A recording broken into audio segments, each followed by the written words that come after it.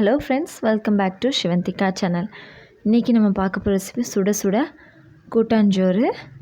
அதுக்கு best side டிஷ்ஷாக சேனை கிழங்கு வறுவல். வாங்க எப்படி செய்யலான்னு வீடியோக்குள்ளே பார்க்கலாம். 200 கிராம் துவரம்பருப்பு நல்லா வாஷ் பண்ணி குக்கரில் எடுத்து வச்சுக்கோங்க. அதுக்கு தேவையான காய்கறிகள் பார்த்துடலாமா? முருங்கைக்காய், தக்காளி, வாழைக்காய், கேரட், பீன்ஸ், மாங்காய், 2 பச்சை மிளகாய் நறுக்கி வச்சுருக்கேன் நீல வாக்கில். தேங்காய் 2 சில் தேங்காய் குட்டி குட்டியாக கட் பண்ணி வச்சுக்கோங்க. 2 ஸ்பூன் ஜீரகம்.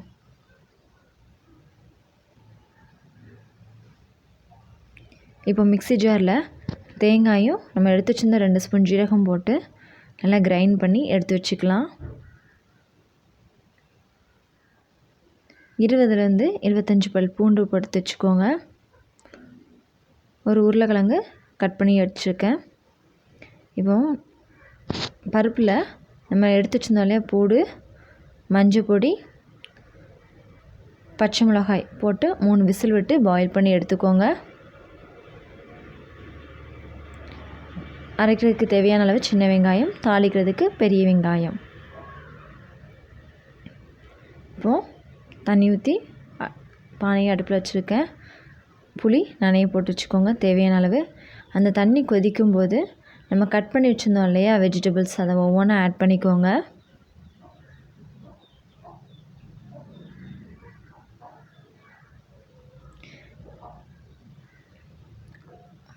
கிராம் பருப்புக்கு 3/4 கிலோ அரிசி எடுத்துக்கோங்க. அதை நல்லா வாஷ் பண்ணி எடுத்து வச்சுக்கோங்க. இதில் நான் 1/2 டீஸ்பூன் காயப்பொடி போட்டுக்கிறேன். நம்ம அரிசி வாஷ் பண்ணி வச்சுருந்தாலே அதையும் நான் உள்ளே ஆட் பண்ணியிருக்கிறேன். இப்போ இதில் 3 ஸ்பூன் வத்தப்பொடி, நம்ம அரைச்சி வச்சுருந்த தேங்காய், ஜீரகம், சின்ன வெங்காயம் அரைச்சி இதோட ஆட் பண்ணி வச்சுருக்கேன். 2 ஸ்பூன் சாம்பார் பொடி. இதில் தேவையான அளவு புளி கரைசல் ஆட் பண்ணிக்கோங்க. நம்ம பருப்பு 3 விசில் விட்டுருந்தோம் இல்லையா, அதை திறந்து எடுத்து வச்சுருக்கேன். இப்போது நம்ம கலக்கி வச்சுருந்த மசாலாவை இதுக்குள்ளே ஆட் பண்ணி வச்சுக்கோங்க.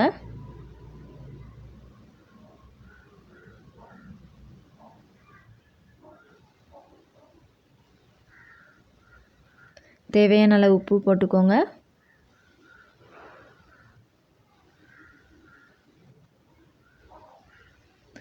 இப்போது சாதம் 50% நல்லா வந்துட்டு இப்போது ஸ்டவ் ஆன் பண்ணி கடாய் வச்சுக்கோங்க.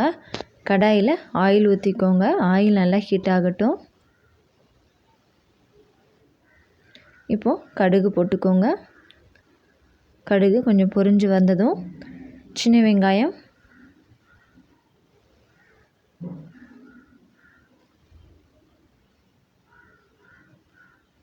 உளுத்தம்பருப்பு போட்டுக்கோங்க. உளுந்தம்பருப்பு நல்லா பொரிஞ்சு வந்துட்டு இப்போது நம்ம கட் பண்ணி வச்சுருந்த பெரிய வெங்காயம் இதோட ஆட் பண்ணிக்கலாம். பெரிய வெங்காயம் நல்லா ப்ரௌன் ஆகிற வரைக்கும் நல்லா வதக்கி விட்டுக்கோங்க. இப்போ கருவேப்பிலையும் போட்டுக்கோங்க. நல்லா கருவேப்பிலையும் நல்லா ப்ரௌன் ஆன பிறகு நம்ம மசாலா வச்சுருந்தோம் இல்லையா, அது கூட ஆட் பண்ணிக்கோங்க.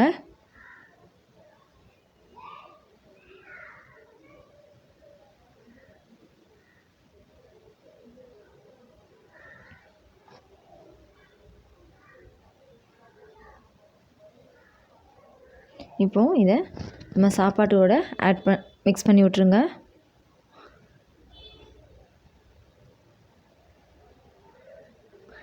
ரைஸ் எல்லாத்துலேயும் மசாலா மிக்ஸ் ஆகிற அளவுக்கு நல்லா மிக்ஸ் பண்ணி விட்டுக்கோங்க.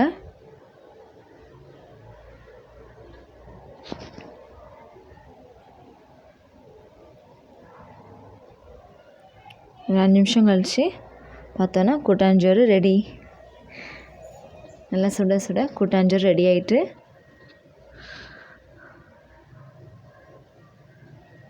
இப்போ அடுத்து நம்ம சேனைக்கிழங்கு வறுவல் பண்ண போகிறோம். ஒரு முழு சேனைக்கிழங்கு எடுத்துக்கோங்க.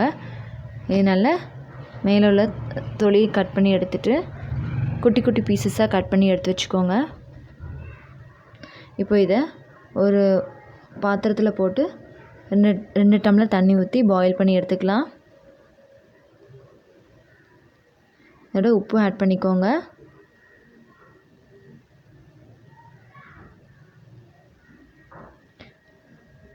இப்போது சேனைக்கிழங்கு நல்லா வெந்து வந்துட்டு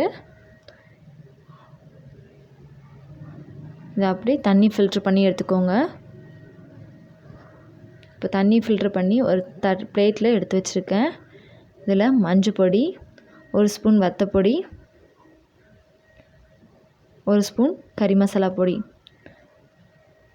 போட்டு நல்லா இப்போ மிக்ஸ் பண்ணி விட்டுக்கோங்க. உப்பு நம்ம பாயில் பண்ணும்போதே உப்பு போட்டுட்டோம். இப்போ உப்பு போட வேண்டாம். இப்போ ஸ்டவ் ஆன் பண்ணி கடாயை வச்சுக்கோங்க. கடாயில் தேவையான அளவு ஆயில் ஊற்றி கொஞ்சம் கொஞ்சமாக ஃப்ரை பண்ணி எடுத்துக்கோங்க. உங்களுக்கு தேவைப்பட்டதுன்னா கார்ன்ஃப்ளவர் போட்டுக்கோங்க.